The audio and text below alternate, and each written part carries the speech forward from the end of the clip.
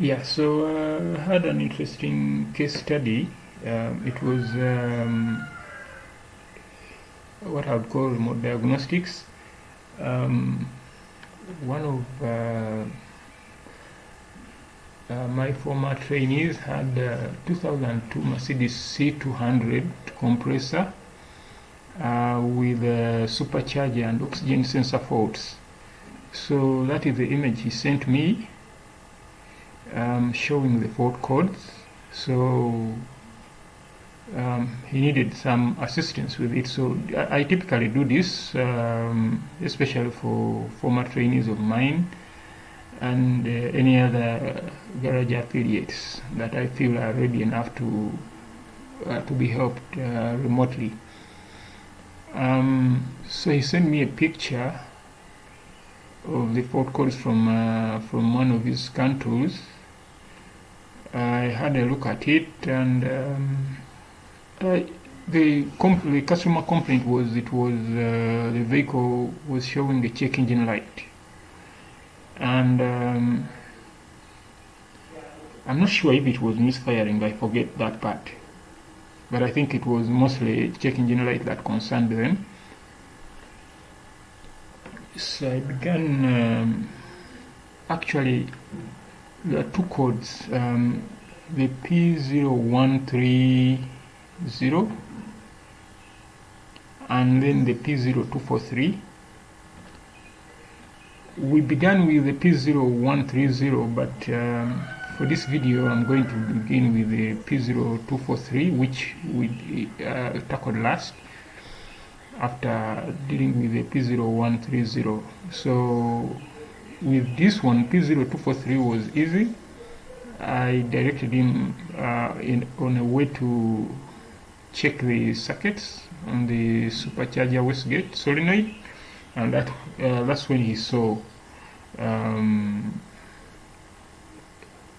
the vacuum line and the connector was loose to the solenoid, and he corrected those. He put them back in place, and the DTC went away. So it was just a loose connection and a loose vacuum line. But for the P0130, I asked him.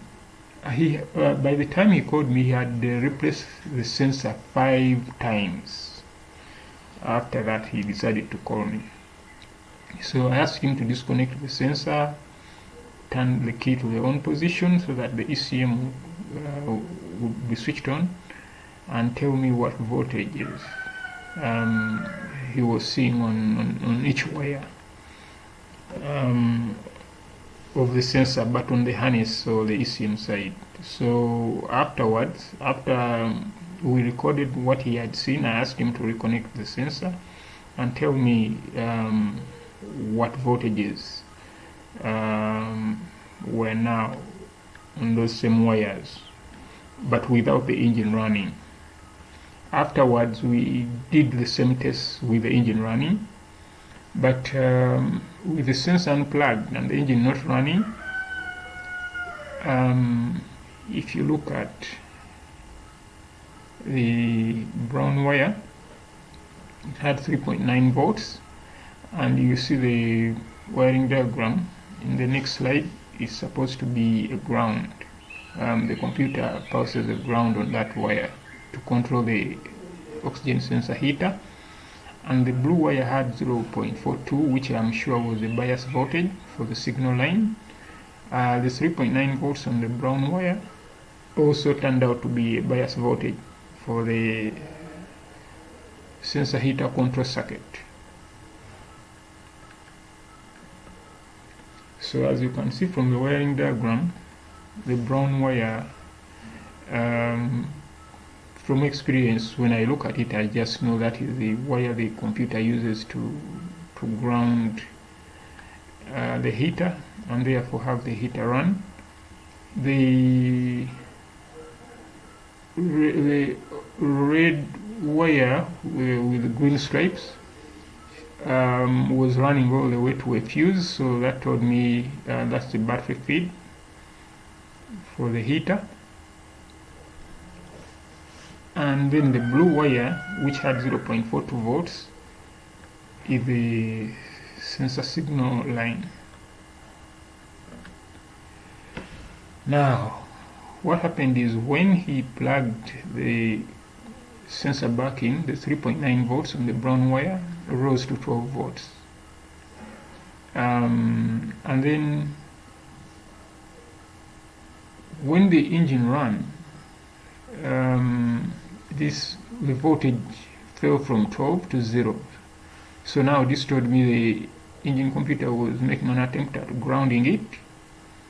But when I told him to test it with a test light to battery positive, the test light didn't light. So that meant the heater is not working. The circuit through the heater is good, but the heater is not working. It also meant the computer is attempting to turn this heater on, but it's not happening. And this behavior was followed all the way to the engine control module. And once the engine warmed up, the voltage on the blue wire could climb up to 0.8 volts at higher engine speed. So that told me what we have then is a